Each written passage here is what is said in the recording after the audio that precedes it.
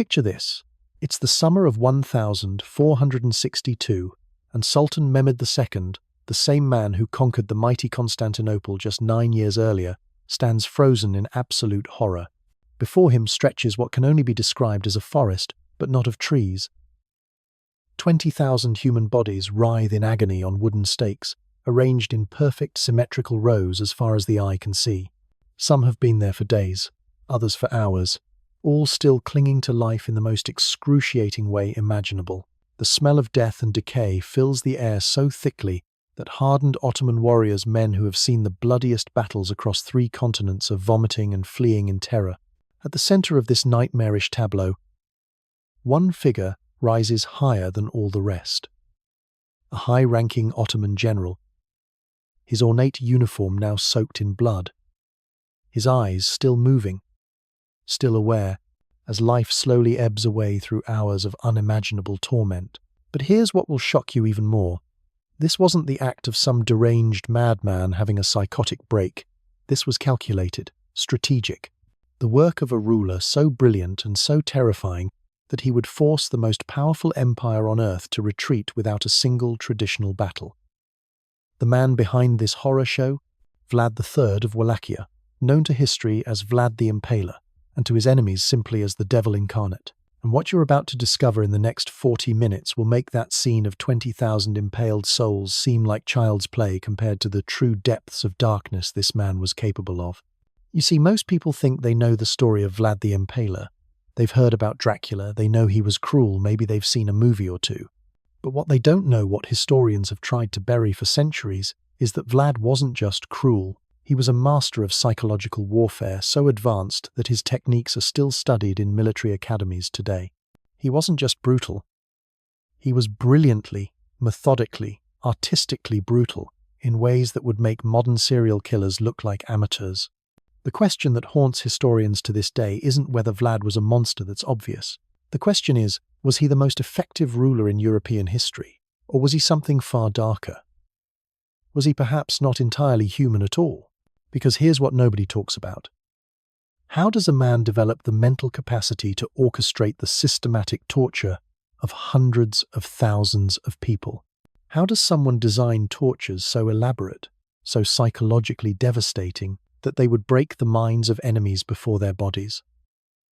And most disturbing of all, how did he manage to convince an entire nation to help him do it? By the time we're done today, you're going to understand why Mehmed II, the conqueror of Constantinople, the terror of Europe, would later write in his private correspondence that he would rather face 10 armies than one devil from Wallachia. You're going to learn about torture methods so creative and horrifying that they've been classified by historians for decades. And you're going to discover evidence recently, uncovered evidence that suggests Vlad's reign of terror might have been just the beginning of something much larger, much darker, and much more organized than anyone ever imagined. So buckle up, because we're about to dive into the true story of the man who inspired Dracula. And trust me, the real story is infinitely more terrifying than any vampire tale ever written. The story of how a human being becomes capable of such systematic evil begins not in the castles of Wallachia, but in the opulent yet treacherous halls of the Ottoman Empire itself. In 1442, when Vlad was just 11 years old, his world was shattered in the most calculating way possible. His father, Vlad II Dracula, ruler of Wallachia, was forced to make an impossible choice: watch his kingdom burn under Ottoman invasion, or surrender his 2 youngest sons as hostages to guarantee his loyalty. The boys, Vlad and his younger brother Radu, were torn from everything they knew and dragged hundreds of miles away to Adrianople, where they would spend the next 6 years learning lessons that no child should ever learn. But this wasn't just simple political hostage-taking. What happened next was a masterclass in psychological manipulation that would forge one of history's most terrifying minds. The Ottoman court didn't just imprison these boys, they educated them. They taught them languages, military strategy, philosophy, and statecraft, but most importantly, they taught them about power and what happens to those who defy it. Young Vlad was forced to watch as Ottoman executioners demonstrated their craft on prisoners of war. He saw men flayed alive, their skin peeled away in strips while they screamed. He witnessed mass crucifixions where hundreds of Christians were nailed to crosses and left to die slowly over days. He watched as captured enemy commanders were boiled alive in massive cauldrons, their flesh literally cooking off their bones while they remained conscious. The Ottoman masters believed they were creating loyal servants who would understand the price of rebellion. What they actually created was something far more dangerous. A child who learned that extreme cruelty wasn't just effective, it was an art form. Vlad absorbed every technique, every psychological principle, every method of breaking the human spirit. But unlike his younger brother Radu, who eventually converted to Islam and became a loyal Ottoman subject, something darker was brewing in Vlad's mind. Contemporary accounts from Ottoman court officials describe a boy who watched these tortures with disturbing fascination, taking notes, asking questions about techniques, requesting to observe the dying process more closely. The breaking point came when Vlad was 15. His older brother Mircea was captured by Hungarian forces allied with Wallachian nobles who opposed their father's Ottoman alliance. What happened next would haunt Vlad for the rest of his life and provide the final piece of his psychological transformation. Mircea wasn't just executed, he was tortured to death over the course of several days. His eyes were burned out with hot irons. His limbs were broken systematically, one bone at a time. Finally, he was buried alive while still conscious, with only his head above ground, and left to die of thirst and starvation. When word reached the Ottoman court, Vlad reportedly didn't cry, didn't scream, didn't show any emotion at all. Witnesses said he simply asked for detailed descriptions of his brother's suffering, as if he was studying a military strategy. Then came the news that shattered what remained of his childhood.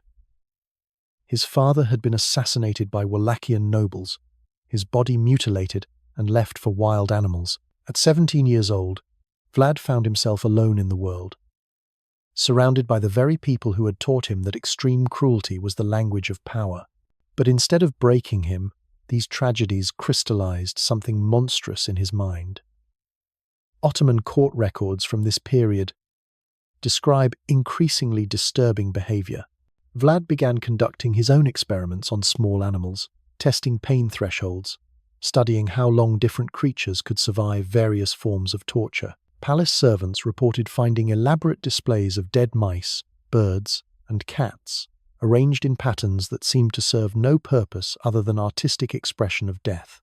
When the Ottomans finally released him in 1448 to claim his father's throne, they believed they were installing a puppet ruler who would serve their interests out of gratitude and fear. They had no idea they were unleashing a monster who had spent 6 formative years learning their methods and developing an appetite for cruelty that would surpass even his teachers. The boy who entered Ottoman captivity as a political hostage emerged as something else entirely. A predator who understood that fear wasn't just a weapon, it was the ultimate form of communication. And he was about to teach the world a new language of terror that would echo through history for centuries. But his first taste of real power would reveal just how completely those years of Ottoman education had transformed him into something that even his captors would come to fear. When Vlad first claimed his father's throne in 1448, he was just 17 years old. But what happened in his first 45 days of rule would announce to the world that something unprecedented had taken power in Wallachia. The young man who returned from Ottoman captivity wasn't the same broken child who had been dragged away 6 years earlier. He was something else entirely, a calculating predator with a sophisticated understanding of how to weaponize human suffering. And he was about to demonstrate that the student had not only learned from his Ottoman masters, but had surpassed them in ways that would horrify even the most hardened observers. His first act as ruler wasn't to secure alliances, negotiate treaties, or strengthen defenses. It was to send a message that would reverberate across Eastern Europe for generations. Vlad ordered the capture of every single person who had been involved in his father's assassination, not just the primary conspirators, but their families, their servants, their associates, anyone who had benefited from his father's death.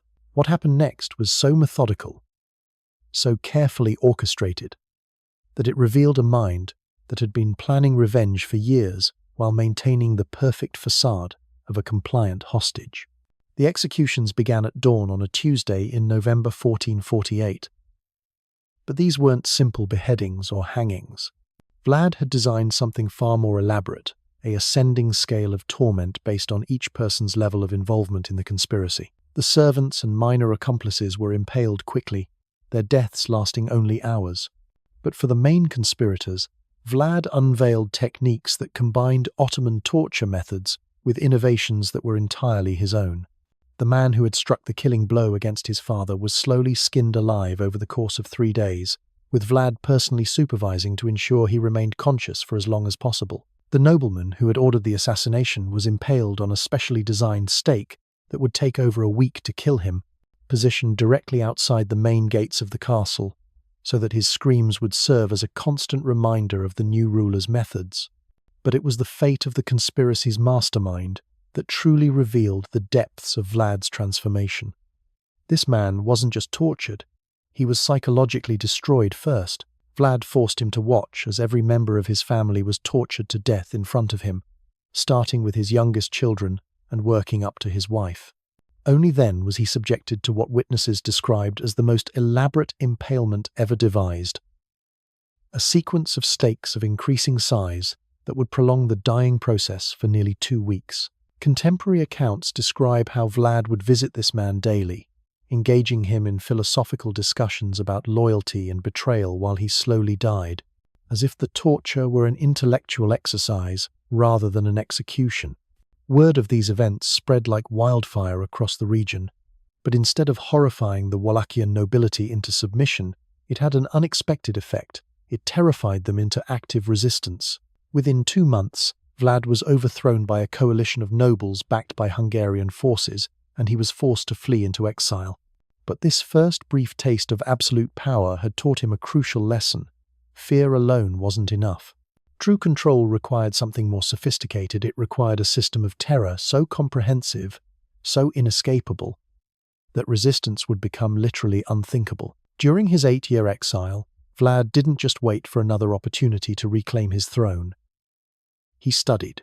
He traveled throughout Eastern Europe, observing different methods of governance, different techniques of control, different ways of breaking human will. He spent time with Hungarian military strategists, learning advanced torture techniques that were being developed for battlefield interrogation. He studied under Moldavian warlords, who had perfected the art of psychological warfare. Most disturbing of all, he reportedly spent months with a group of mercenaries who specialized in what they called creative execution, the development of new and increasingly elaborate methods of inflicting death that would serve as both punishment and public spectacle. When Vlad finally returned to power in 1456, he was no longer the impulsive teenager who had ordered revenge killings in a moment of rage. He was now a mature strategist who had developed what can only be described as a science of terror. His second reign would begin not with random acts of cruelty, but with the most carefully planned and brilliantly executed demonstration of absolute power in European history. An event so shocking, so perfectly calculated to destroy all opposition, that it would be whispered about in terrified tones for centuries to come, and it would start with a dinner invitation that every nobleman in Wallachia would accept, but none would survive. When Vlad reclaimed his throne in 1456, he had learned that random acts of cruelty, no matter how severe, were ultimately ineffective if they weren't part of a larger system of control. What he designed next would revolutionize the very concept of psychological warfare and establish him as perhaps history's most sophisticated architect of human terror. This wasn't just about killing enemies anymore. This was about creating a reign so absolutely terrifying that the mere possibility of defying him would become psychologically impossible for anyone in his domain. The centerpiece of Vlad's new approach was what he called educational displays. Elaborate public demonstrations of what happened to those who crossed him, designed not just to punish the guilty, but to program the minds of everyone who witnessed them. His signature method, impalement, wasn't chosen randomly.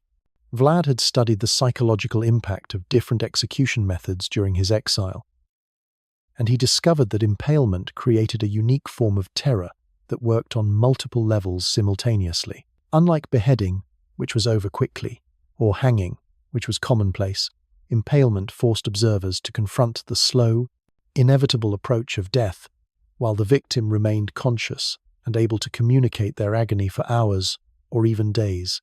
But Vlad's true genius lay in the systematic way he refined and perfected the technique. Working with craftsmen who specialized in woodworking, he developed different types of stakes for different categories of crimes. Blunt stakes that would take days to kill were reserved for major offenses like treason or theft from the state. Sharper stakes that would cause death within hours were used for lesser crimes. The most horrifying innovation was what he called the gradual stake, a specially designed implement that would slowly expand once inside the body, extending the dying process for up to a week, while keeping the victim conscious through most of it. Contemporary medical texts from the period describe how Vlad consulted with physicians to understand exactly how long a human body could survive this process, and how to maximize both the duration and the awareness of the experience. The positioning of these displays revealed another layer of Vlad's psychological mastery. The stakes weren't placed randomly, they were arranged in precise geometric patterns that created what witnesses described as forests of the dying. These weren't chaotic scenes of violence. They were carefully curated exhibitions that forced observers to walk through them in a specific sequence, building psychological pressure with each step. The shortest stakes, bearing those who had died quickly, were placed at the perimeter. As visitors moved inward, the stakes grew progressively taller, the bodies more recently impaled, the sounds of suffering more intense.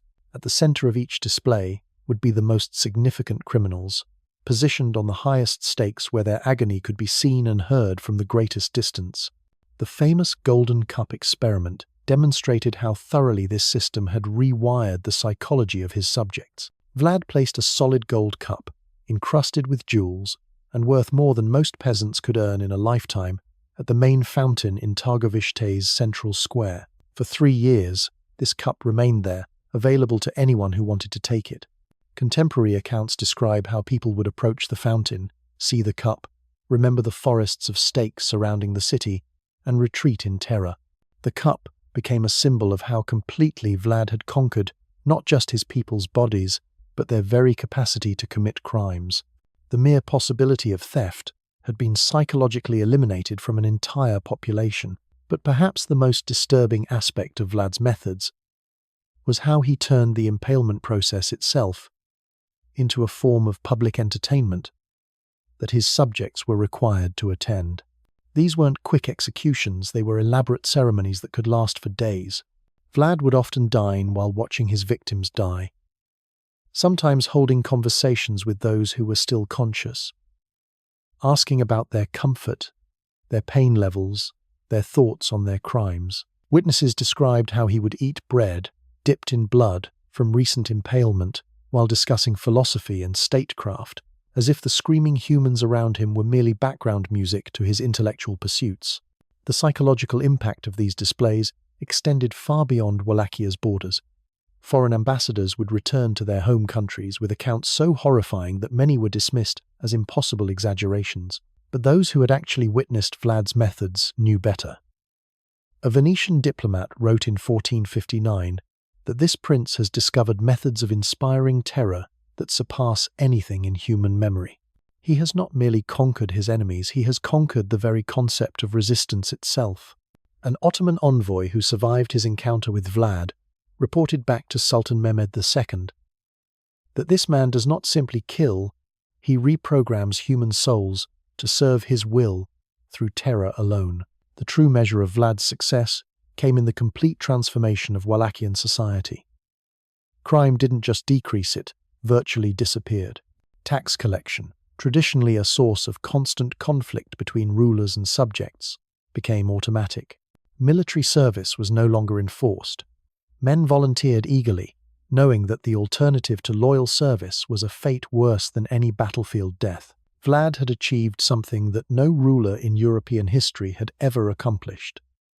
He had created a state where obedience wasn't just expected, it was psychologically compulsory. But this reign of systematic terror was about to face its ultimate test, because in 1462, Sultan Mehmed II himself, the conqueror of Constantinople, The most powerful man in the world was marching toward Wallachia with 90,000 soldiers, confident that no amount of local brutality could stand against the might of the Ottoman Empire. What he was about to encounter would challenge everything he thought he knew about warfare, power, and the very limits of human cruelty. When Sultan Mehmed II crossed the Danube into Wallachia in the spring of 1462, he was commanding what was arguably the most powerful military force on earth. This was the same army that had shattered the walls of Constantinople, the same soldiers who had conquered territories from the Balkans to Anatolia, the same military machine that had made the Ottoman Empire the terror of 3 continents. Mehmed himself was no stranger to brutality. He had ordered mass executions, enslaved entire populations, and displayed the heads of conquered kings on spikes outside his palace. But nothing in his experience, nothing in the entire history of Ottoman conquest, had prepared him for what Vlad the Impaler was about to unleash upon his forces. The first sign that this campaign would be different came before Mehmed's army even reached Wallachian territory. As they approached the border, Ottoman scouts began reporting something unprecedented.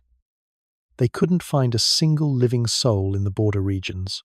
Not dead bodies, not abandoned villages, just complete, eerie emptiness. Wells had been poisoned with rotting corpses. Grain stores had been burned to ash. Even the grass had been systematically uprooted and destroyed.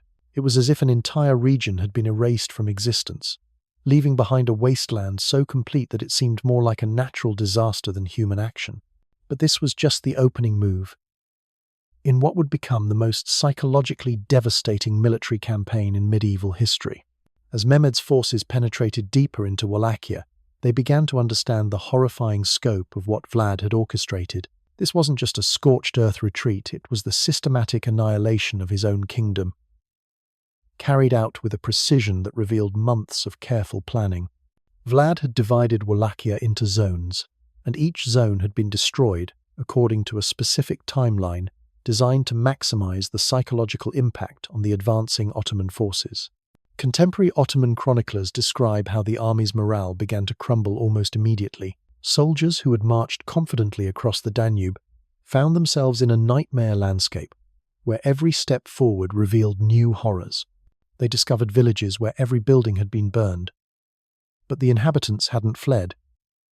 They had been killed and arranged in elaborate tableaux of death. In one town, Ottoman forces found an entire population that had been impaled and positioned to appear as if they were still going about their daily activities.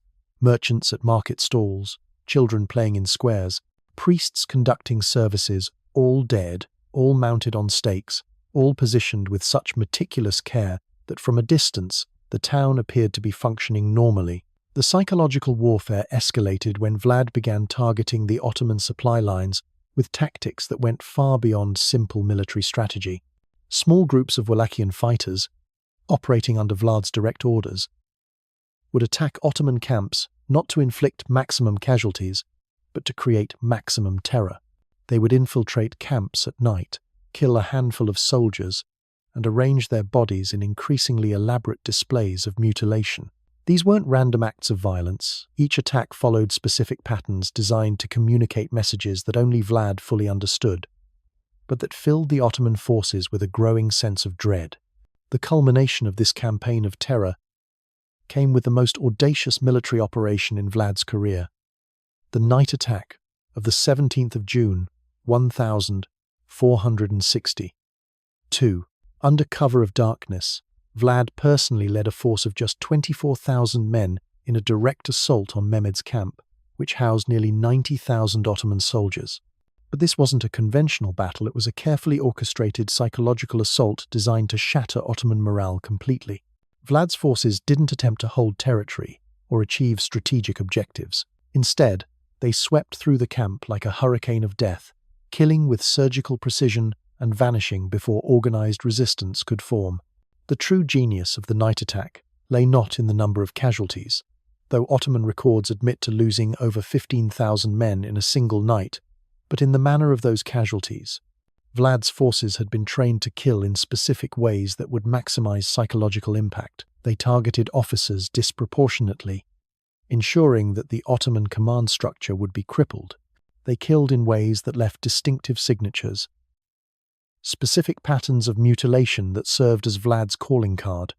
Most disturbing of all, they left wounded survivors who had been deliberately marked to carry messages back to Mehmed, messages carved into their flesh that spoke of Vlad's absolute confidence in his victory. Sultan Mehmed II, who had personally led charges against the walls of Constantinople, who had stared down armies across 3 continents, spent that night hiding in his tent while his forces collapsed around him.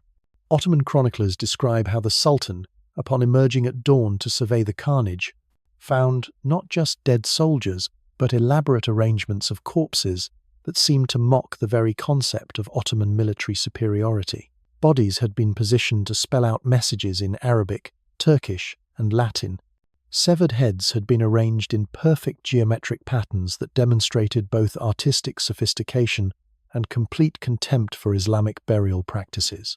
But even this devastating night assault was merely preparation for what awaited the Ottoman forces as they approached Targovishte, Vlad's capital, because what Mehmed encountered outside that city would force him to confront a form of warfare so far beyond conventional brutality that it would haunt his dreams for the rest of his life and fundamentally change his understanding of what human beings were capable of inflicting upon each other. The forest that greeted Sultan Mehmed II outside Targovishte represented the culmination of everything Vlad had learned about the weaponization of human suffering, and it would prove that sometimes the most effective way to defeat an army is not to fight it at all, but to show it something so horrifying that victory becomes psychologically impossible. What Sultan Mehmed II encountered outside the walls of Targovishte in the summer of 1462 would haunt military strategists and historians for centuries to come.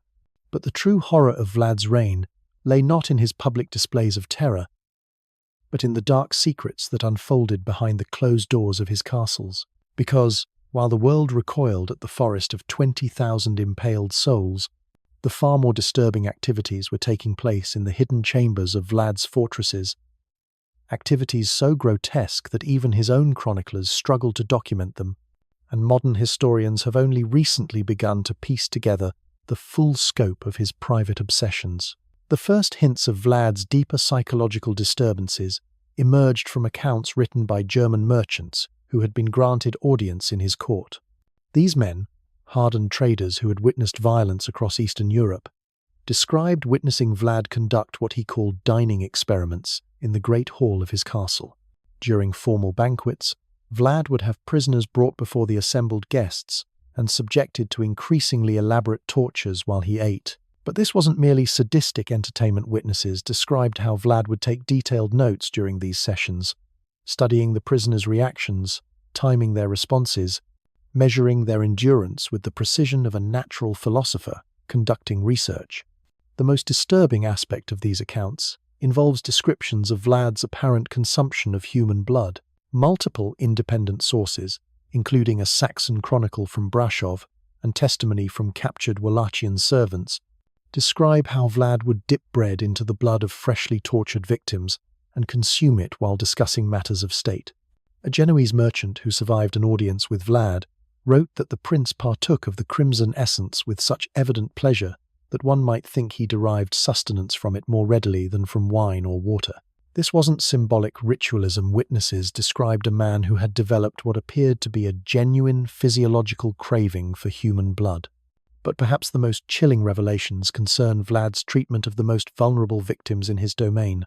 Recently discovered documents from the archives of Bran Castle describe systematic experiments that Vlad conducted on pregnant women, supposedly to understand the mechanisms by which life enters the world. These women, typically the wives of executed political prisoners, were subjected to procedures so horrific that the scribes who recorded them used coded language that has taken modern scholars decades to decipher.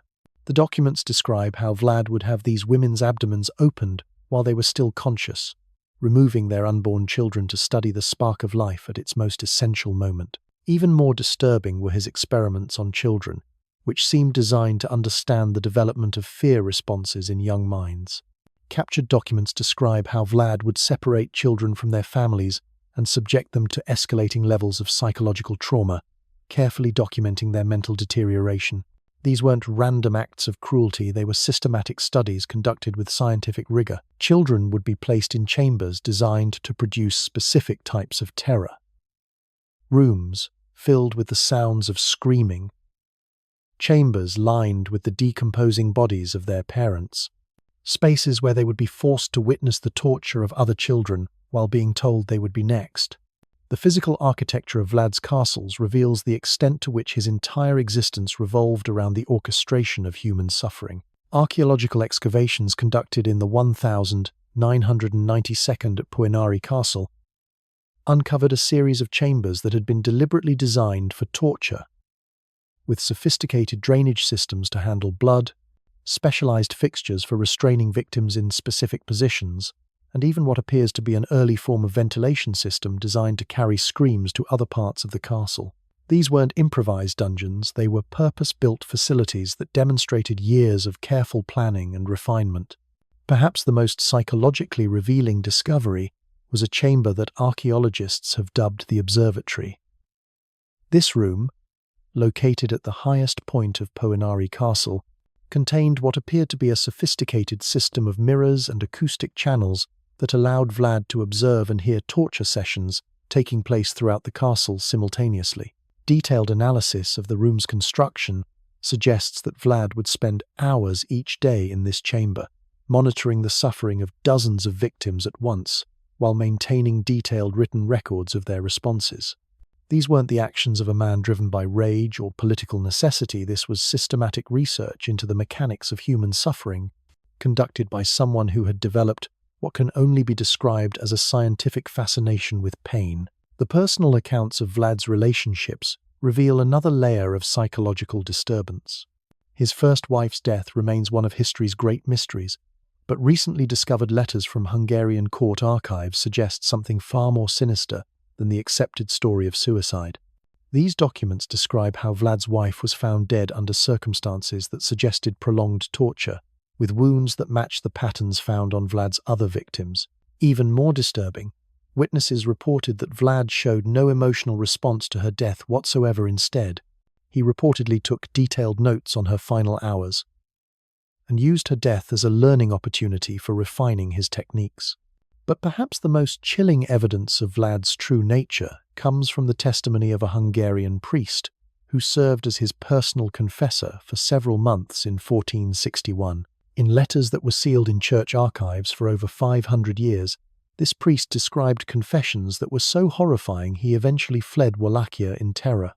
According to these accounts, Vlad didn't confess his acts of torture and murder as sins. He described them as divine revelations. He claimed to receive visions that guided him in developing new methods of inflicting suffering, and he spoke of his victims not as human beings but as instruments of understanding that helped him comprehend what he called the divine architecture of agony. These revelations force us to confront a disturbing question. Was Vlad the Impaler simply a brutal ruler using terror as a political tool, or was he something far more sinister, a man who had discovered in human suffering a form of artistic expression, scientific inquiry, and perhaps even spiritual practice that consumed his entire existence? The evidence suggests that by 1462, Vlad had transcended mere cruelty and entered a realm of systematized evil that was entirely unique in human history. And this brings us to the most disturbing question of all. If this is what Vlad was capable of at the height of his power, what happened during his final years when that power began to slip away?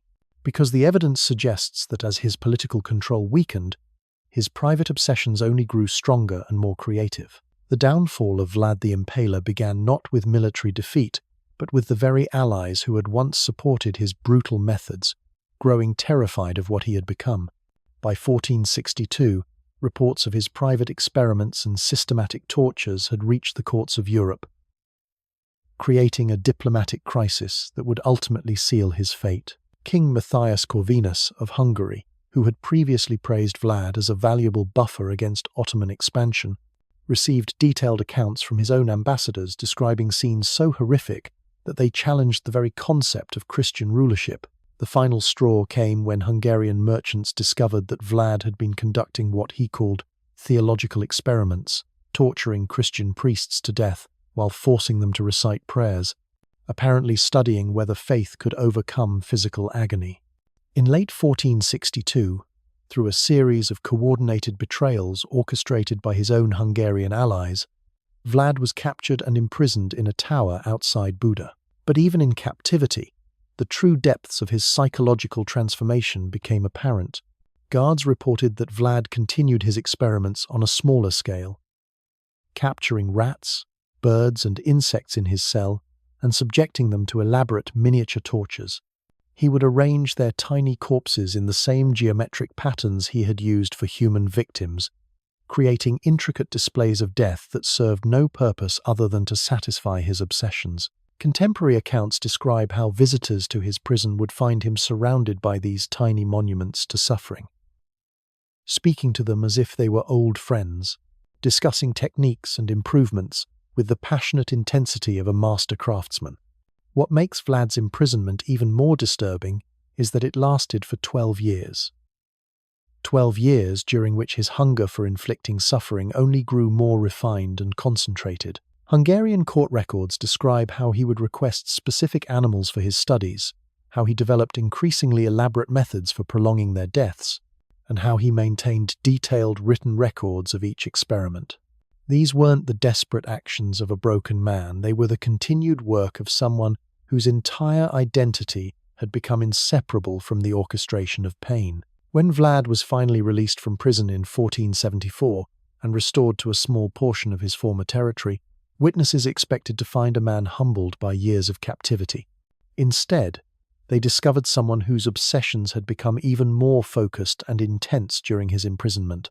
The few accounts we have from his final reign describe a ruler who had abandoned all pretense of political necessity and embraced torture as an end in itself. He reportedly converted a small castle into what can only be described as a laboratory of human suffering, where he conducted increasingly elaborate experiments on captured enemies, deserters, and eventually anyone who caught his attention. The mystery of Vlad's death in 1476 has never been satisfactorily explained, but recently discovered evidence suggests something far more sinister than the accepted story of death in battle against Ottoman forces. Archaeological work conducted in the 1992nd at the supposed site of his death uncovered evidence of a massive fire that consumed several buildings, along with human remains that showed signs of systematic torture and mutilation. More disturbing still, analysis of these remains suggests that they belonged not to enemy soldiers, but to Vlad's own men, his personal guard, his servants, even his advisors. The emerging theory among historians is that Vlad's own forces, finally driven beyond the limits of human endurance by his escalating cruelties, turned against him in a coordinated revolt. But this wasn't a simple assassination. The evidence suggests they subjected him to his own methods, using techniques he had perfected to ensure a slow and agonizing death. Forensic analysis of remains believed to be Vlad's shows evidence of systematic torture that lasted for days, suggesting that his men had learned his lessons well and applied them with the same meticulous precision he had taught them. But perhaps the most chilling aspect of Vlad's legacy is how his influence survived his death. Detailed manuals describing his torture techniques, written in his own hand during his imprisonment, were preserved and circulated among European courts as examples of advanced interrogation methods. These documents, which historians have dubbed the Impaler's Codex, contained not just descriptions of physical tortures, but sophisticated psychological techniques for breaking human will that were centuries ahead of their time. Methods described in these texts would later appear in the practices of the Spanish Inquisition, the torture chambers of various European monarchs, and even in the systematic horrors of the 20th century. Recent archaeological discoveries have revealed that Vlad's methods spread far beyond Wallachia's borders. Excavations at sites across Eastern Europe have uncovered torture chambers, built according to specifications that match those found in Vlad's castles, suggesting that his innovations were adopted by rulers throughout the region. Even more disturbing, carbon dating of these sites shows that many were constructed decades after Vlad's death, indicating that his influence continued to spread long after his physical elimination. Modern psychological analysis of Vlad's documented behaviors and methods has led some experts to conclude that he represents something unprecedented in human history. a ruler who transcended political brutality and achieved what can only be described as artistic mastery of human suffering. Dr. Elena Popescu of the University of Bucharest, who has spent decades studying Vlad's psychological profile, argues that he created a new category of evil, one that combined political pragmatism with aesthetic obsession and scientific curiosity in ways that produced something genuinely novel in human cruelty. The question that haunts historians to this day is whether Vlad the Impaler was an aberration, a unique monster produced by specific historical circumstances, or whether he represents something darker about human nature itself. His systematic approach to torture, his scientific study of suffering, and his apparent genuine pleasure in inflicting pain suggest capabilities that exist within the human psyche but are rarely unleashed to such extremes. Some scholars argue that Vlad didn't invent new forms of cruelty so much as he discovered and refined capacities that lie dormant in every human mind. Perhaps most unsettling of all is the evidence that Vlad's influence extends into the modern era in ways we're only beginning to understand. The techniques described in his prison writings bear striking similarities to methods used by totalitarian regimes throughout the 20th century. His understanding of how to use fear as a tool of social control seems to anticipate modern psychological warfare by centuries, and his systematic approach to breaking human will contain insights that modern interrogation experts find disturbingly relevant. As we close this journey into the darkest corners of human history, we're left with a question that has no comfortable answer. In studying Vlad the Impaler, are we examining a historical aberration, or are we looking into a mirror that reflects capacities we'd prefer not to acknowledge about ourselves? Because the most terrifying thing about Vlad the Impaler isn't that he was a monster, it's that he was undeniably, recognizably human. And if one human being was capable of such systematic evil, what does that tell us about the species we all belong to? The forest of stakes outside Targovishte has long since rotted away, but the questions Vlad's reign raises about the nature of human cruelty remain as sharp and disturbing as ever. In the end, perhaps that's his true legacy, not the thousands he killed, but the uncomfortable truths he revealed about what we're all capable of when the constraints of civilization fall away.